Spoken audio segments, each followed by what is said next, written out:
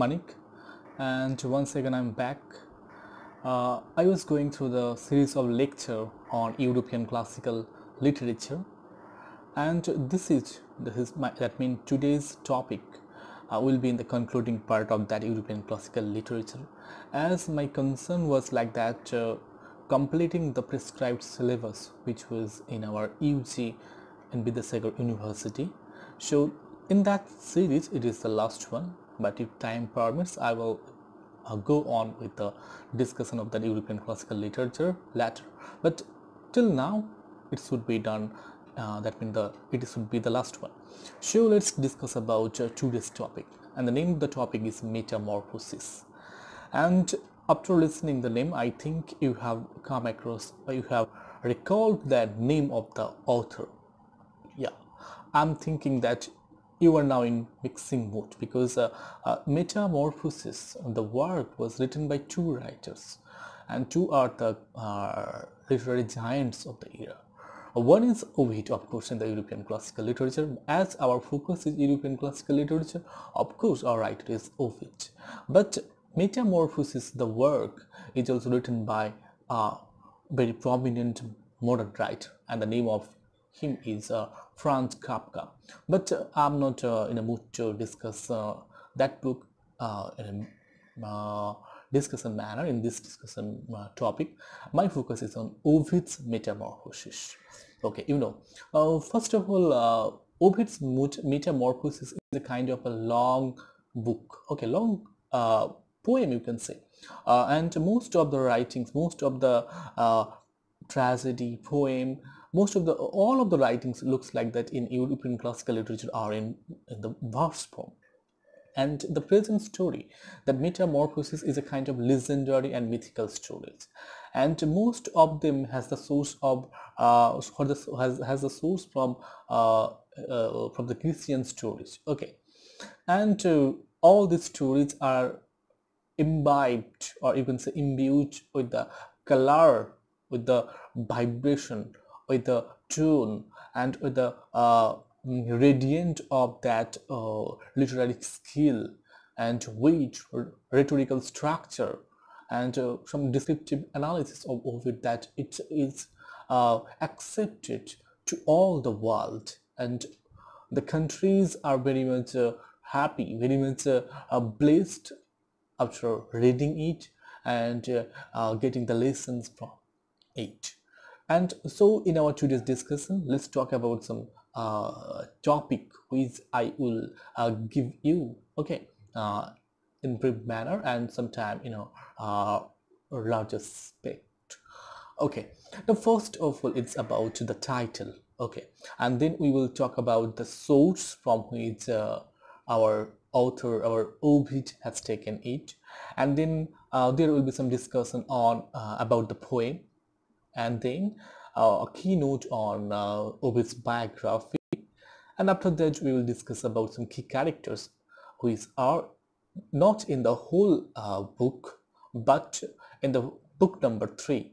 Okay, and especially our response will be on Bacchus, the story of Bacchus. Okay, and after that we will I will rather give you some questions regarding the lecture. Okay, so just keep your attention while listening it. Okay, so let's talk about the title. Okay, the title Metamorphosis, okay, it refers to that it's a kind of a transformation, and in the whole story there will be a plenty of transformation, or you can say change. Even in the story of that book 3, we will come across that Jupiter himself transformed and changed into a bull, and by transforming himself he was pursuing women, mortal women. So transformation is at the heart of the book named Metamorphosis. And if you talk about further, not only the gods, even human beings are transforming. Okay, and all this transformation emerges from the emotion like that of lust, grief, and sadness, anger, everything. So it will a kind of impediment, kind of energy which we are inducing to that transformation. So it's about the title. Now let's talk about the poem. Okay, now the poem is of course a collection of myths. Around 250 myths are there in the book. Okay, and if you talk about the narrative technique, most of the stories are in the third person narrative point of view, and you can say omniscient narrative point of view. But sometimes in some stories it is seen that some are in first person narrative. Okay, and that poem uh, is a kind of a Latin narrative poem, and here Roman poet Ovid is considered it is a kind of magnum opus for him, and it is comprising of around 12,000 lines, and if you get the actual lines like that of 11,995 lines.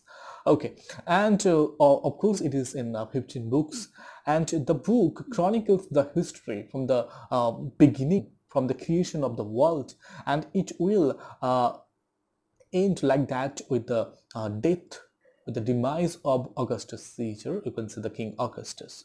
And for your further information, the book, that means the Metamorphoses, was translated later, and it was done by one of the greatest person in our history, in our literature, and persons. That the name of him is William Caxton. William Caxton, who was the first man to bring the press printing thing in England. Okay, in 1476. So it was in 1480. Okay, yeah, 1480 on 22nd of March it was translated. So that's the key information about the book.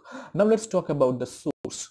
Ovid's Metamorphoses, of course, having its myth as the dominant subject, and it is sometimes believed that they got the influence from the Alexandrian poetry. Okay, Alexandrian poetry is a kind of a classical kind of genre. Okay, and if you want the more information about Alexandrian poetry, just comment on the comment sections. I will give you the information about it.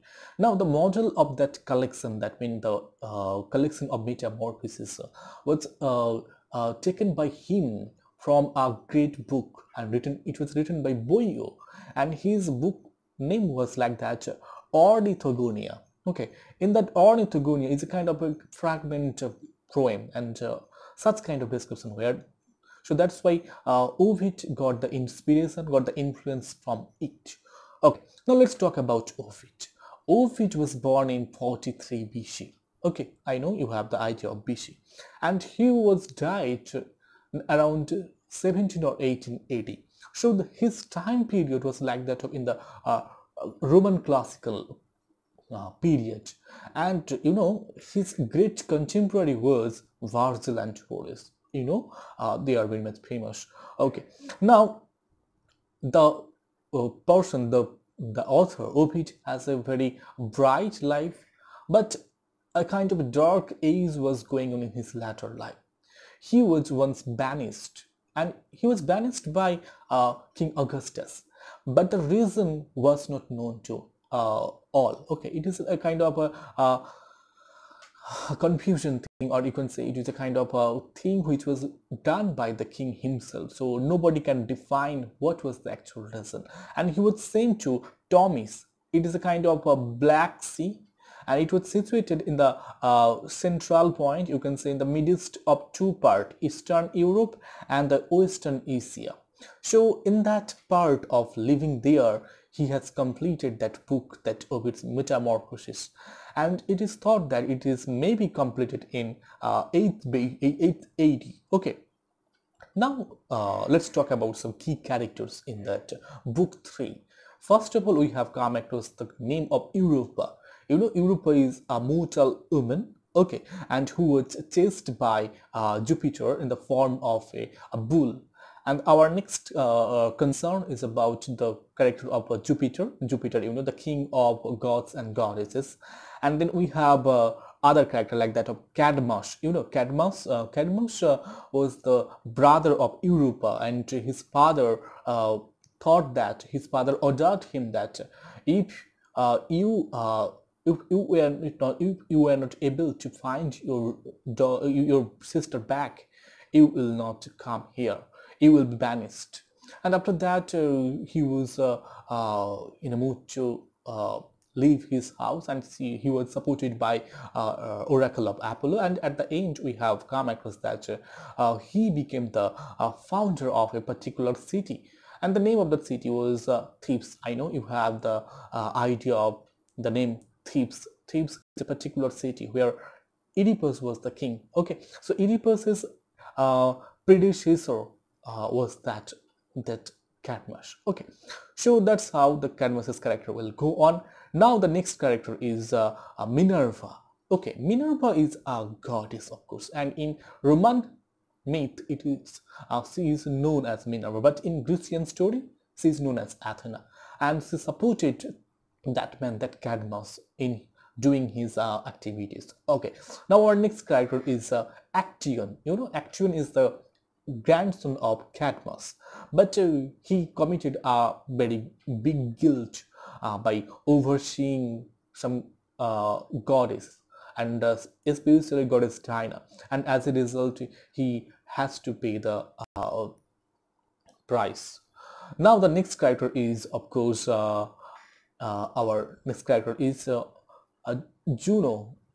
Juno, you know, you have come across the name Hera as the wife of Jupiter, but in Roman history she is known as Juno, and she was very much a kind of a jealousy, full of jealousy woman, and in fulfilling her wish she sought almost anger, almost a kind of a bad kind of habit is that giving cards to anybody.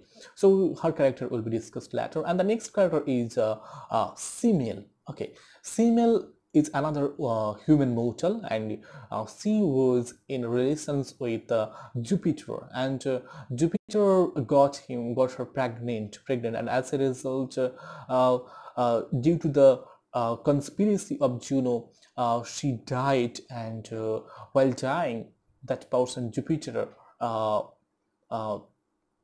did a kind of a job that in giving birth of his child, and the name of the child was Bacchus, by ripping the womb of that mortal woman, and he himself sew his injury upon his thigh. So that's how Bacchus is born, and then we have come across another character that is Tiresias. Tiresias is a kind of typical kind of personality, and he was blind, but we will know how he became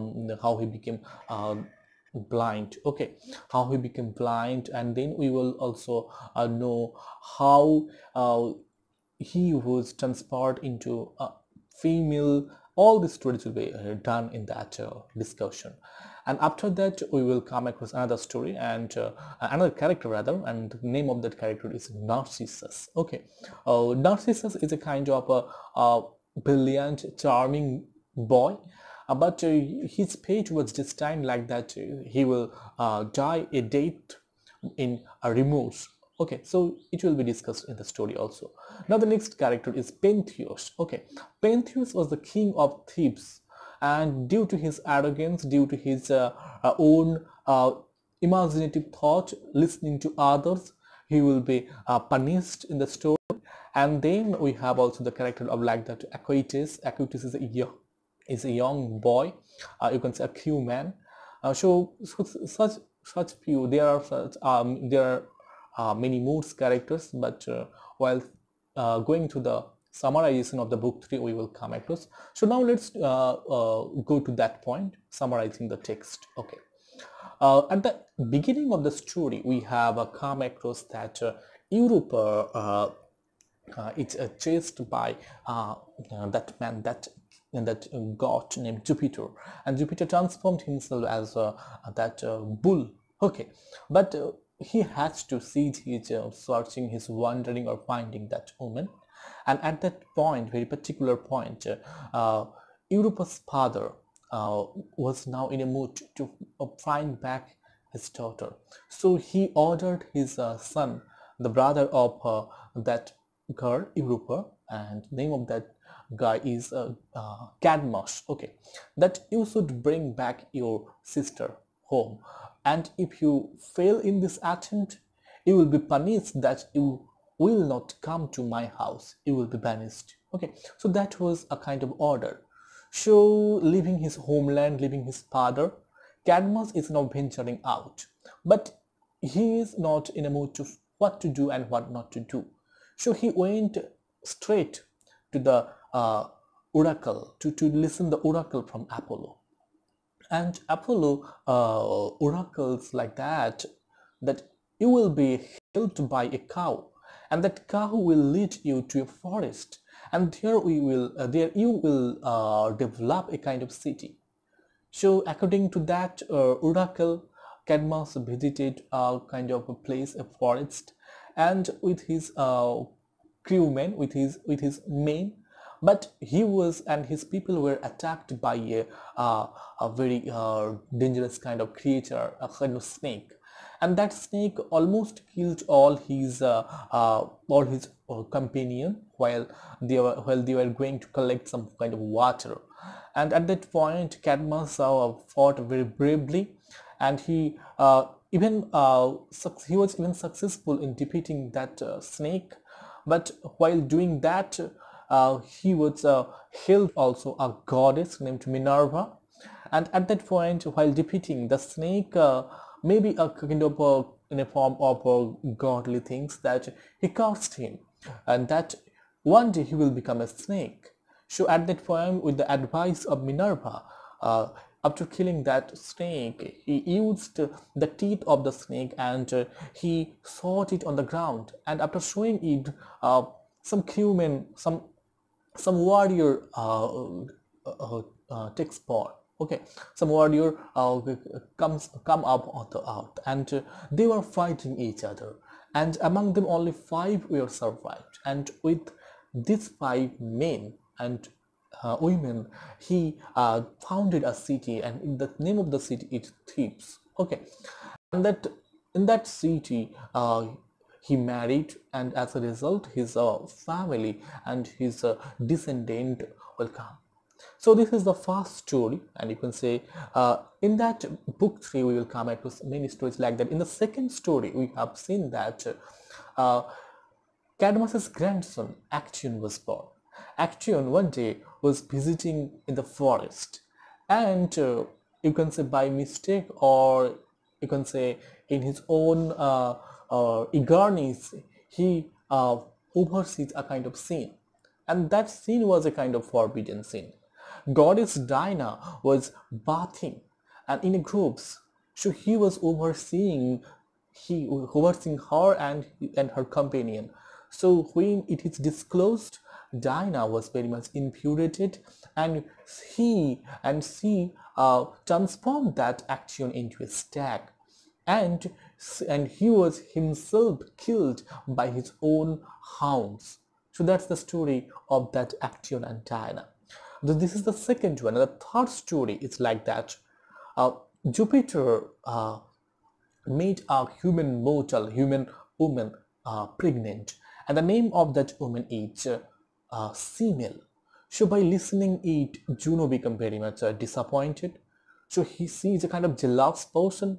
So she conspired that she will give a lesson to that girl, to that mortal woman. So she disguised herself as a nurse, and the name of and she has taken the name of Brio, and she went there to nurse that woman. But as per his conspiracy goes on, her conspiracy goes on. She conspired, and she spoke in the ear of Semele that you need to ask Jupiter to love you as Jupiter loves Juno.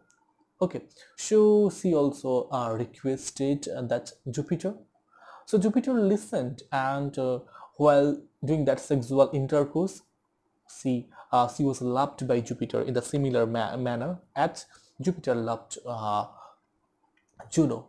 But Jupiter has godly power, and in that intercourse, Semele died. But Jupiter did a one great job. Jupiter knew that she was pregnant, so she ripped the womb of Semele and bring the child into the life. And Jupiter himself sewed that injury of Semele on his thigh. but unfortunately Semele died. So in that critical situation, Bacchus will be nursed by a person. So Jupiter instructed his aunt, that being his mother's sister, and the name of her was Ino. So Bacchus was nursed and nurtured by Ino. And this is the story. This is the third story. Now the fourth story. Fourth story was like that. One day Jupiter and Juno were combating with each other, and they were quarreling with the topic that who enjoy more while doing the sexual intercourse. So in that manner, they need one judge. Okay, so they called Tiresias, and the Tiresias history is very much important.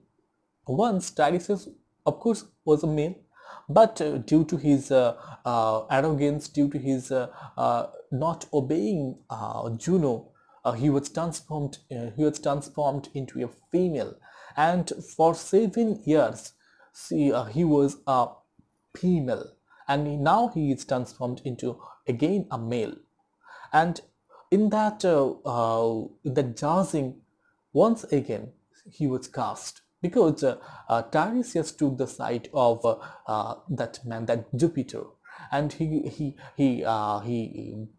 said that men enjoy more pleasure in sex, and thus Juno once again became very much infuriated, and she cursed him with blindness. But at that point, Jupiter felt the pity for that man, and he gave that man Tiresias with a great reward that he can predict future. So his prediction will be like that. But one kind of a very naggy thing was with that prophecy will be in a very much roundabout way, that nobody will believe his prophecy. So it's a kind of a surprising thing. And this is the fourth story. Now we are progressing to the fifth one. Okay, in the fifth one, one water nymph named the name of that water nymph was Liriope. Liriope has a mortal son, and his name is Narcissus. So she was very much concerned about his son's life. So one day she came to Tiresias and asked him to predict his son's life. And at that time, Tiresias told that your son will live long, but he shall be ever of his life, and he shall not know about himself deeper. And if he tries to do that, he will lose his life. So that was going on, and Narcissus became a very handsome and very charming personality. But one thing that he was very much conceited about his life. One day, a water nymph named Echo was very much attracted with the beauty of Narcissus. So she was pursuing that man, that Narcissus. But one difficulty to Echo is that Echo can't express anything, because she only does one thing, that echoing. So that's why she was not able to express his love to Narcissus. So when she tries to speak that thing, it becomes an echo. But at that point, by learning it, even Narcissus was not in a mood to love that girl, and Narcissus even mocked that girl. Okay, so at that point, one of the one of the beloved, you can say, once prayed to God that Narcissus will suffer from a kind of thing, that he will love a person, but he will not be able to get back that love from that person. So as the prophecy of Tiresias was that she will be Narcissus will be a very charming personality, but one day if he try to know about himself, his dooms will come.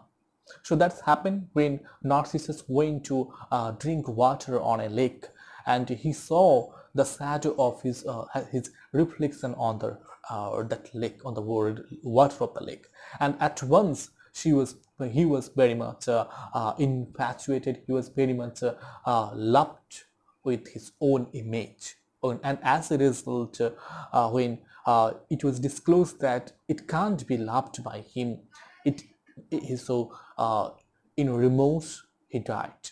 Okay, that's the story of Narcissus, and we are now at the end of that book 3, and at the end there is the story of the name of the king named Pantheus. Pantheus, who was very much a kind of self-sufficient kind of a king.